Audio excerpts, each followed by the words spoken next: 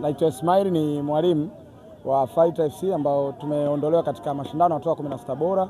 Kwanza kabisa tumshukuru Mungu, tumemaliza salama, wachezaji wote wapo kwenye hali nzuri, hakuna majeruhi. Hilo ndio jambo kubwa. Lakini kuhusiana na mchezo ulivyokuwa, mchezo ulikuwa mzuri.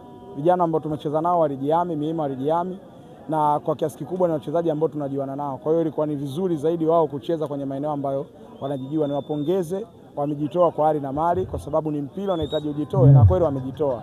Kwa hiyo niwapongeze pia waandaaji wa mashindano. Hii ni mara ya kwanza tumekuja, lakini nafikiri tuna safari nyingine tutakuja kwa ajili ya kuendelea pale tulipoishia leo. Kwa hiyo niwapongeze pia kwa mashabiki zetu, niwape pole kwa sababu hii ndio football na matokeo matatu.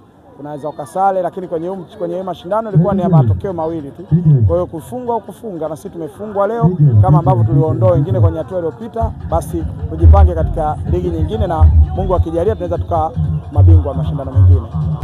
Football is a miracle. Wazungu wanazungumza hivyo. Mpira ni maajabu.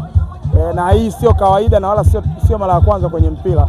Kama umefuatilia World Cup, umeona timu ambazo zimeondolewa kwenye mashindano ambazo ni title contenders zimeondolewa na timu zenye level ya kawaida. Kwa hiyo kwenye mpira chochote kinaweza kikatokea na muda wowote. Ndio maana nikasema kwamba huu ni mpira kwenye maajabu, mpira una maajabu na maajabu yanaruhusiwa kuwepo.